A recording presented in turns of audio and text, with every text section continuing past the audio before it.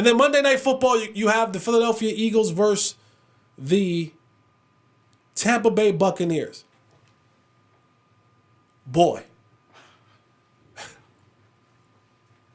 What an absolute ish show that is happening in the city of brotherly love. Holy moly guacamole. You went from being a seriously Super Bowl contender as a team who went to the Super Bowl last year. Came back this year, ran off a bunch of wins, and it is so bad. It is so bad. Their media, their local play-by-play and pre and post game show talking bad about them. Players are having. When you start to have player only led meetings in January, oh, it's bad. It's bad. Jalen Hurts, he dislocated or broke his finger in that last game. Hadn't thrown all week. Don't know what that's going to be like. This team is in absolute disarray. It is spiraling out of control.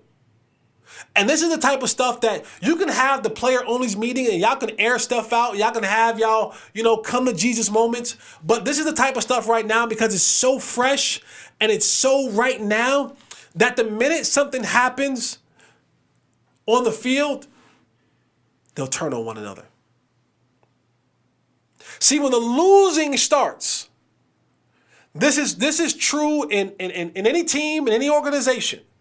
When the losing begins to start, when the bad stuff begins to be the dominant projection amongst the masses, small pockets are formed.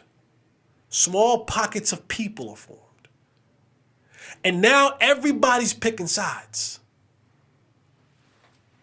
Well, I agree with A.J. Brown, so I'm over here. Well, I got Hurts back. Well, I'm really riding with Sirianni. Well, I'm on the defense, so I'm riding with my boys. See, when you're winning, it's kumbaya. Everybody's together. We're having team dinners. We're having team outings. It's cool. I'm at your kid's birthday party. We're doing stuff. We're doing commercials together. You got a pod. I jump on your pod. I come to you this and I come to you that, and everything's great. We're high-fiving. Woohoo, let's go. Oh. But when the ish hits the fan, that's when the cliques begin to form. And you've seen over the last couple of weeks, offense blaming defense, defense blaming offense, some blaming the coach, some blaming the quarterback, some blaming the receivers, some blaming the DBs. So now everybody has their back against the wall now, and instead of coming together and fighting for each other, I'm fighting against one another. So you've, in essence, created this 12th man amongst yourself. So you got to deal with the opposing team's 11 dudes, and then you have to deal with the hidden other man amongst the negativity. Because now the pass is incomplete and it should have been complete. I'm looking at you funny. I'm going to my clique and I'm saying, see, told y'all. He ain't what we thought he was. See, look at him. They can't cover. And for this very reason, I think the Eagles are in such disarray and in such turmoil that they go down to Raymond James Stadium in Tampa Bay and lose. I truly do believe, not that they're not a better football team. I believe that there is so much confusion.